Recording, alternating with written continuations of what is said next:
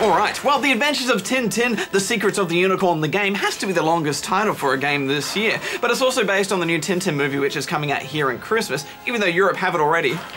Now, for those of you who don't know that much about Tintin, Darren, why don't you explain to the Spawnlings a little bit about him?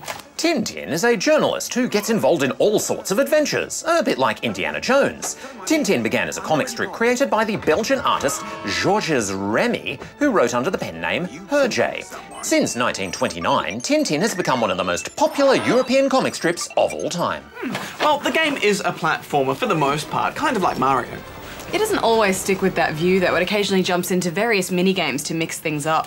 You'll be outrunning a flood of water, then flying through a storm, then riding a motorbike in the desert.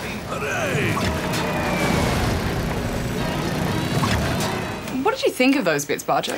To be honest, I thought all the mini-games just distracted from the best part about this game, which is the platforming, especially those terrible sword fights. I mean, they were so easy, even a pirate's parrot could have completed them. Yeah, I agree. The platforming is good, and they really should have just focused on that a lot more. Like any good platformer, the game introduces new tools and environments with each level.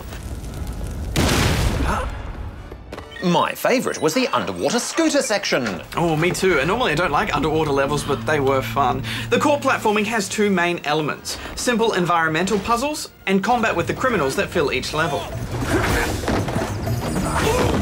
I especially like the flaming torch sections towards the very end, as you had to think about how to use them.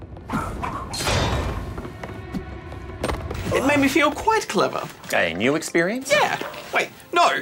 I think this game actually overall is really easy. I only got knocked out twice. It's one more time than me. I did like the visual style of the game, though. It's very much in the theme of the comics, and if you haven't seen the comics, they're worth checking out. Pretty good. Yeah, it's really beautiful, quite artistic in the way it's been drawn, almost like a watercolour painting. I thought the music was a real standout too, especially those creepy bits that played in the background of those co-op sections.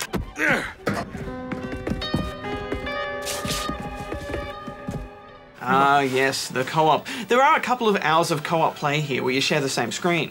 It's not tied to the film, though. It's set in a dream world that you visit when Captain Haddock, Tintin's friend, gets knocked on the head.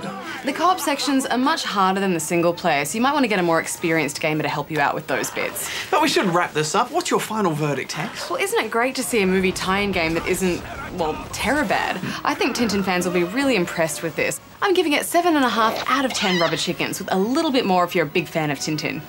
Yeah, I really enjoyed the platforming, but I felt that everything else, the co-op and all those mini-games, were just tacked on, and they didn't really have enough time put into them to make them fun. So I'm gonna give it 7 out of 10 rubber chickens. Well, I'm off to read the news, guys. Okay. Christmas news! You look fantastic, Darren. You look fabulous. Oh, your bow tie is wonderful, Barjo. Thanks very much. You know what it's made out of? Tell me. It's made out of space dust. Everything's made out of space dust.